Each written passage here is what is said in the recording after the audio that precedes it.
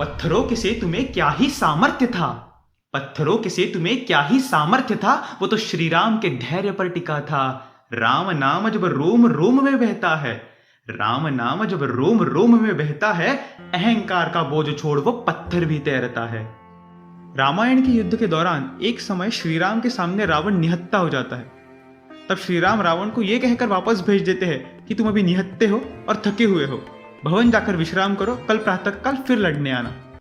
इसी के ऊपर दो चार पंक्तियां लिखी है, वो आपको सुनाता हूं। किसी भी युद्ध में श्री राम का जीतना निश्चित था। किसी भी युद्ध में श्री राम का जीतना निश्चित था, क्योंकि राम धर्म से और धर्म राम से रक्षित था।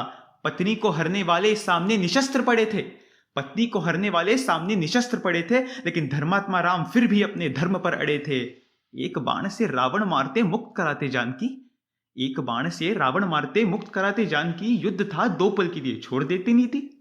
पर शोक के उस महासागर में, रक्त के महाप्रभंजन में, विवेक न छोड़ने वाले वो पुरुषोत्तम भगवान है, और महाकाल के स्वामी राम यूं ही नहीं महान है। देखिए, रामायण में जितना महत्व श्री राम का है, उतना ही महत्व देवी सीता का भी है।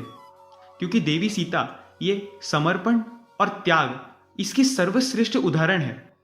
आगे की कुछ पंक्तियों में इनके इन्हीं गुणों का वर्णन सुनिए। चाहे त्याग कहो या माता सीता, दोनों एक समान है। चाहे त्याग कहो या माता सीता, दोनों एक समान है। चाहे महल हो या झोपड़ी, देवी उससे अनजान है। जहां श्री राम के चरण हो, वही उनका धाम है। अग्नि परीक्षा दी माता ने, अग्नि परीक्षा दी माता ने, लेकिन जले तब प्रभु श्री राम थे। अरे जगत पिता क्या आदि शक्ति की पवित्रता से अनजान थे? वो अंतर्यामी भगवान है, सब समझते थे। जीत के उत्सव में भी, जीत के उत्सव में भी वो राजधर्म नहीं भूले, जीत के उत्सव में भी वो राजधर्म नहीं भूले, और मानव रूप में लक्ष्मी नारायण ने सारे दुख झेले।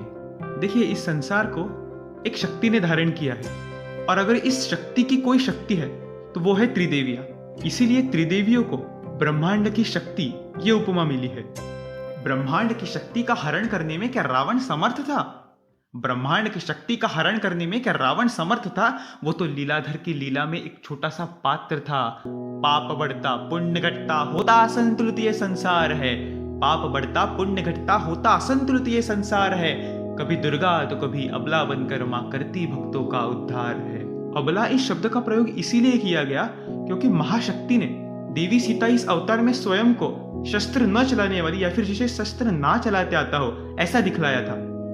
अब जब अशोक वाटिका में रावण देवी सीता के सामने खड़ा है, तब देवी के मन में उसके लिए क्या चेतावनी आती होंगी? देवी उसे अपने अंतर्मन से क्या संदेश देने की कोशिश कर रही थी, ये सुनिए। खोल ये 20 नेत्र और देख मेरा साया, खोल ये 20 नेत्र और देख मेरा साया, मैं ही तेरा घमंड और मैं ही तेरी माया। जब तक सीता के रूप में हूं तब तक सब सहती रहूंगी, जब तक सीता के रूप में हूं तब तक सब सहती रहूंगी। अगर काली बनी तो खुद को बिना फिर मैं रोक पाऊंगी। शवों के ढेर होंगे बहेगी रक्त की नदियां, शवों के ढेर होंगे बहेगी रक्त की नदियां। मृत्यु की अग्नि में जलेगी तब असुरों की कई पीढ़ियां। सब कुछ तो समझा दिया मैंने, अब क्या कुछ और समझाना बाकी है? सब कुछ तो समझा दिया मैंने, अब क्या कुछ और समझाना बाकी है? जिस शक्ति पे तू इतराता है वो मेरी ही तो दासी है। वैकुंठवासी नारायण की मैं ही वो नारायणी हूँ, वैकुंठवासी नारायण की मैं ही वो नारायणी हूँ। मैं ही सरस्वती, मैं ही पार्वती, मैं ही द्वापर की गीता हूँ। मैं ही सरस्वती, मैं ही पार्वती, मैं ही द्वापर की गीता हूँ। जगत जननी सीता मैं तेरी भी तो माता हूँ। अब तक हमने श्री राम और देवी सीता की महिमा तो सुन ली। अब सुनते हैं रामायण है क्या? क्या रामायण सिर्फ एक कहानी है या फिर उससे कुछ और है? चलिए आगे की पंक्तियों में जानते हैं। श्री राम भवसागर से पार करने वाली रामायण नामक पहेली छोड़ गए। श्री राम भवसागर से पार करने वाली रामायण नामक पहेली छोड़ गए, लेकिन अधर्मी कलयुग के वासी उसी से मुंह मोड़ गए।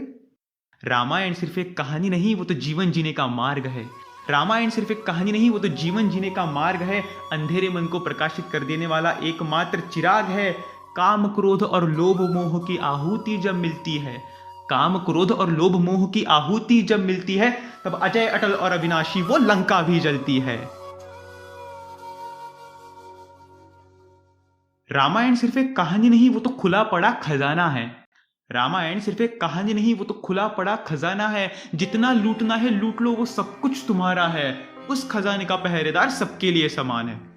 तो वो खजाना तुम्हारा ही है, लेकिन तुम्हें वो खजाना कब मिलेगा? जब तुम उस पहरेदार से मांगोगे। वो पहरेदार है कौन? तो रामायण सिर्फ एक कहानी नहीं, वो तो खुला पड़ा खजाना है। जितना लूटना है लूट लो, वो सब कुछ तुम्हारा है। उस खजाने का पहरेदार सबके लिए समान है। अंतर्मन धाम उसका, नाम उसका राम है। अंतर्मन धाम उसका, नाम उसका राम है। पुरुषोत्तम भगवान श्री राम, महान पतिव्रता और महाशक्तिशाली देवी सीता तथा महान ग्रंथ रामायण, इनके ऊपर मैंने ये कविता लिखने का प्रयास किया। अगर आपको ये कविता पसंद आई होगी तो इस वीडियो को लाइक कीजिए और अपने दोस्तों के साथ और सभी राम भक्तों के साथ इस वीडियो को शेयर कीजिए। आज के लिए बस इतना ही। आगे आपसे मुलाकात होती ही रहेंगी।